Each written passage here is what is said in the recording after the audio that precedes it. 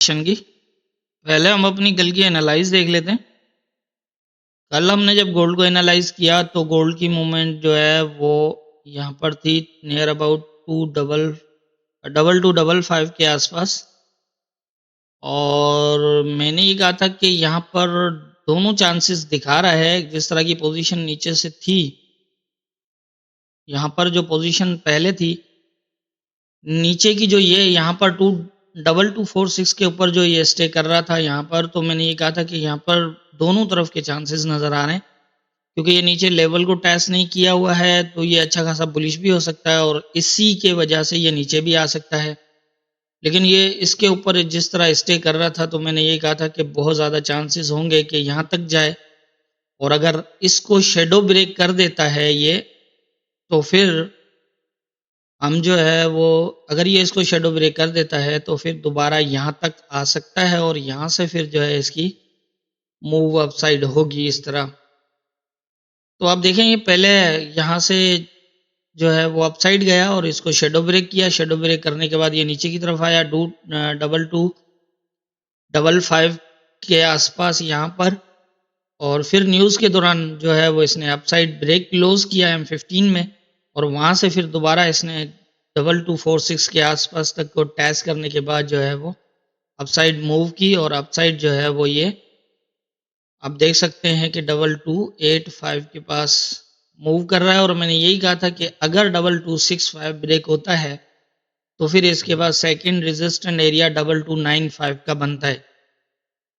तो आप देख सकते हैं किस तरह की मूवमेंट हुई है। और हमने लाइव सेशन के अंदर जो है वो, कल हमने लाइव सेशन भी किया था न्यूज़ के अंदर।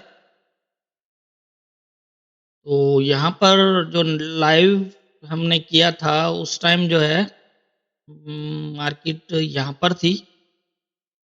और जो ये क्लोज का ही था, मैंने लाइव में बताया था कि अगर H1 का क्लोज जो है वो, अगर ये एरिया मैंने दिया था 64 का यहाँ पर, कि अगर इसके ऊपर लगता है तो ये ऊपर की तरफ बुलिश मूव होगा, लेकिन ज़्यादा नहीं होगा क्योंकि ये नीचे की मूवमेंट इतनी अच्छी नहीं थी, इस तरह की नहीं थी कि इसको एकदम जो है वो 2295 के पास ले जाए।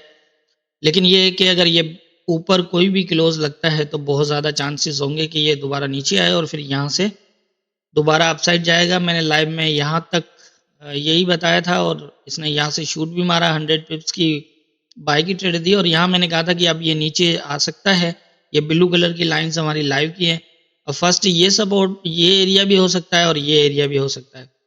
तो इन दोनों में से किसी एरिया को जो है वो ये सपोर्ट लेगा, और सपोर्ट लेने के बाद यहाँ से फिर जो है वो अपसाइड के चांसेस होंगे। फिर यहाँ से भी हो सकते हैं, यहाँ से भी हो सकते हैं। और मैंने कहा था कि अब सेल ना करें, कोशिश करें कि नीचे से, हालांकि सेल भी बहुत अच्छा खासा हुआ है, ये बात नहीं है कि नहीं हुआ, लेकिन बात ये होती है कि ट्रेड करने के भी कुछ असूल होते हैं।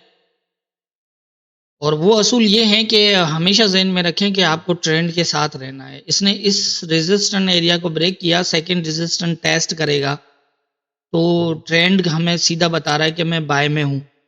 तो ये यहाँ से भले ही 200 पिप्स नीचे आ गया हो, 300 पिप भी आ गया हो, लेकिन असल चीज़ क्या होती है कि हमें ये पता है कि ट्रेंड बाय का है। तो क्या यहाँ से सेल करना बेहतर है या फिर यहाँ से यहाँ तक बाय करना बेहतर है, ये फैसला आप खुद करिएगा। तो समझ में आया। कभी भी हमेशा कभी भी ये जहन में मत रखें कि मैं सेल भी ले लूँ और बाय भी ले लूँ। और इस मार्केट में ये ऐसा नहीं होता। होता है, तुक्के लगते हैं, चलते हैं, लेकिन कभी फंस गए ना तो फिर मुश्किल होता है। इसका थोड़ा सा मैं रीज़न भी बताता हूँ। देखें, एक रेजिस्टेंट एरिया ब्रेक है तो मार्केट क्या करेगी, या तो सपोर्ट चाहिए इसको, ये यहाँ से भी सपोर्ट ले सकता है और ये यहाँ से भी ले सकता है। अब दो एरियाज थे सपोर्ट के, तो यहाँ पर क्या देखना है हमें, हमें यही है कि हमें वेट करना चाहिए जितना भी। अब अगर हम सोच रहे हैं कि ये यहाँ आके सपोर्ट लेगा, ये यहाँ से आए और 1 मिनट के कैंडल में ये यहाँ जाके क्लोज कर दे, तो फिर क्या करेंगे हम। अगर मैंने यहाँ से सेल किया है इस एरिया के लिए, तो अगर यहाँ आता है, इसको टेस्ट करता है और 1 मिनट में यहाँ तक जा सकता है, ये तो कोई बड़ी बात नहीं है। अगर ये 1 मिनट में वहां चला जाए और आर्डर अगर फंस जाए और फिर मार्केट यहाँ तक चली जाए तो फिर क्या कर सकते हैं। या फिर एसएल लगी हो तो फिर 20-30 पिप्स की एसएल हिट होगी, फायदा कुछ नहीं। और अगर 30-40 पिप्स के लिए सेल करना वो भी कोई अक्लमंदी तो नहीं होगी। वेट करना चाहिए नीचे की पोजीशन का और यहाँ से अपनी जो है वो एक अच्छी बाय लेनी चाहिए, क्योंकि वो ज़्यादा सेफ है। अब रात को भी अगर किसी ने इस एरिया में बाय किया है, मैंने ग्रुप में तो मैसेज किया था कि आप अगर रात को, मैंने ये कर दिया था मैसेज कि भाई 50-55 के आसपास जो भी बाय में है वो अपना ट्रेलिंग ऐसे लगा लें और वेट करें, क्लोज मत करें, अच्छी जो है वो प्रॉफिट दे जाएगा। तो इस तरह से होता है कि ट्रेंड के साथ रहना सबसे ज़्यादा ट्रेडिंग के अंदर बेनिफिट उसी में है, और दूसरी बात यह है कि ट्रेंड को आइडेंटिफाई करना ये उससे ज़्यादा इम्पोर्टेंट है। खैर देखते हैं आज के इम्पोर्टेंट एरियाज क्या होंगे।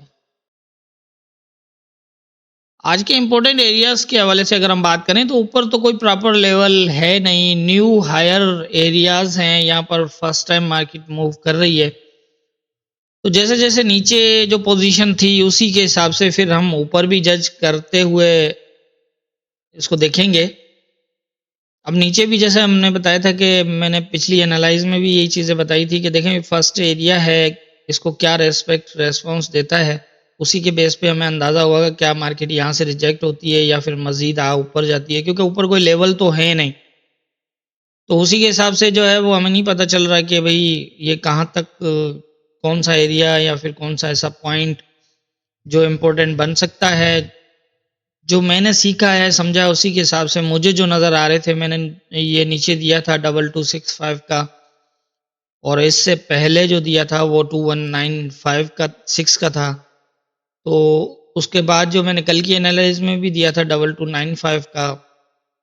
तो इस तरह जो मुझे समझ में आ रहा है तो उसी के हिसाब से मैं लगा रहा हूँ। अब ये अथेंटिक तो हम नहीं कह सकते इनको कि ये कोई प्रॉपर एक अथेंटिक लेवल है, क्योंकि यहाँ पर मार्केट आज तक आई नहीं है, तो हम कैसे जो है वो इनको कर सकते हैं एक कंफर्म लेवल। लेकिन हाँ, जो एक मेरी अपनी कैलकुलेशन है या फिर उसी के हिसाब से मुझे जो लग रहा है वो यही है कि ये 2295 का एरिया इम्पोर्टेंट है। अब 65 वाला था वो कल ब्रेक हुआ है, अब उसके बाद जो है वो 2295 वाला है।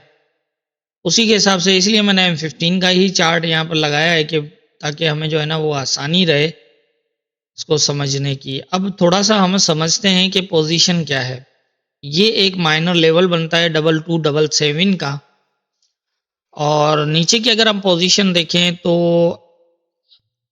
इस एरिया में ये ऊपर ब्रेक और नीचे ब्रेक किया और फिर अपसाइड गया। तो यहाँ से नीचे अगर देखें तो एक प्रॉपर जो है वो ब्रेक ये एरिया नहीं है। फिर 2246 का एरिया मैंने हटा दिया बीच में से, तो वो इसलिए हटा दिया कि यहाँ अब उसकी मुझे तो शायद ज़रूरत नहीं फील हो रही। कल इसने प्रॉपर उसी को सपोर्ट लेके ऊपर जो है वो निकला है। तो अब हम ऊपर के एरियाज में देखते हैं। अब 2295 के पास गया तो नहीं है, लेकिन ये प्रॉपर एरिया भी नहीं है। मैं कुछ इस सब बारे में नहीं कह सकता कि यहाँ से यहाँ आएगा या क्या करेगा। हाँ ये है कि अब अगर इस एरिया को एज ए सपोर्ट लेता है, यहाँ से नीचे आके इधर स्टे करता है तो फिर अपसाइड, और अगर इसको ब्रेक करता है तो फिर सेम एरिया तक आ सकता है 2265 से 60 वाले पे। इसको हम कुछ इस तरह देखेंगे कि यहाँ से, क्योंकि ये जो पोजीशन बना रहा है तो ये शायद यहाँ से अब नीचे मूव करे। अगर ये नीचे मूव करता है और इस एरिया को स्टे करता है तो दोबारा यहाँ तक भी ये प्रॉपर लेवल नहीं है, इससे थोड़ा नीचे भी रह सकता है, इसको ब्रेक भी कर सकता है, ऊपर भी जा सकता है। तो यहाँ पर एक पोजीशन हम एक अपने अंदाजे के मुताबिक जो है उस हिसाब से हमने ये पॉइंट लिया हुआ है। और अगर इस एरिया को ब्रेक कर देता है यहाँ पर नीचे तो फिर इस तरह की पोजीशन बनेगी ये दोबारा यहाँ तक। और अब जो कंडीशन है उसके हिसाब से यही है कि ये अब ज़्यादा इम्पोर्टेंट है 2260 से 65 वाला। और अगर इसके नीचे भी आ जाती है मार्केट, यहाँ से इसको ब्रेक करे और H4 का क्लोज दे यहाँ पर, तो फिर काफ़ी चांसेस हो सकते हैं इस तरह की पोजीशन के। लेकिन ये है कि H4 के क्लोज के बाद यहाँ पर और ऊपर की साइड मैंने बता दिया है, क्योंकि अब ज़ाहिर है ये जब पिछले टाइम 2265 को रेजिस्टेंस ले रहा था और मैंने भी यही एरिया बताया था, तो यही कहा था कि हम इसको एज ए रेजिस्टेंस ही लेंगे जब तक ये ब्रेक ना हुआ हो। और ये भी हो सकता है कि इससे रेजिस्ट होकर मार्केट नीचे ही चली जाए, और अगर ब्रेक करता है तो फिर मजीद सेकेंड लेवल तक। तो इसी तरह से अब हम 2295 को देखेंगे, और नीचे जो है एक माइनर सपोर्ट है और नीचे ये है। अगर ये ब्रेक होता है अपसाइड यहाँ पर, तो फिर भी ये दोबारा नीचे आएगा इस तरह, फिर मजीद एक और अपसाइड मूव हो सकती है।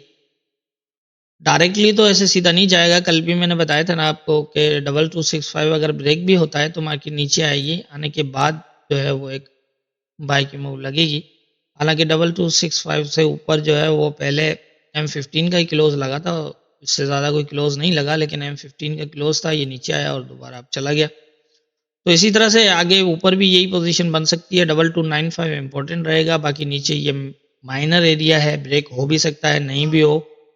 और अगर ये M15 में या फिर ब्रेक होता है और नीचे स्टे करता है तो फिर ये मज़ीद इस एरिया पे, और इस एरिया से सेलिंग फ़िलहाल तो रिस्की है क्योंकि ऊपर प्रॉपर टेस्ट नहीं किया है। लेकिन ये है कि एरिया भी प्रॉपर नहीं है, कोई पता नहीं है कि यहाँ से भी रिजल्ट हो जाए या यहाँ तक जाए या ना जाए। लेकिन ये है कि अगर जिस तरह की मूवमेंट होगी नीचे तो फिर उसी हिसाब से अंदाज़ा होगा कि ये मज़ीद नीचे भी जा सकता है। लेकिन इससे नीचे जो है वो H4 को देखना पड़ेगा।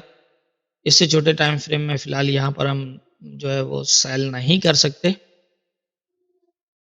तो फ़िलहाल जो कंडीशन है उसके हिसाब से मुझे ये लग रहा है, बाकी हम लाइव सेशन में आएंगे तब कोई नया सेटअप होगा तो फिर उसी के हिसाब से बता देंगे, और साथ में कोई इम्पोर्टेंट पॉइंट भी डिस्कस कर लेंगे लर्निंग के हवाले से।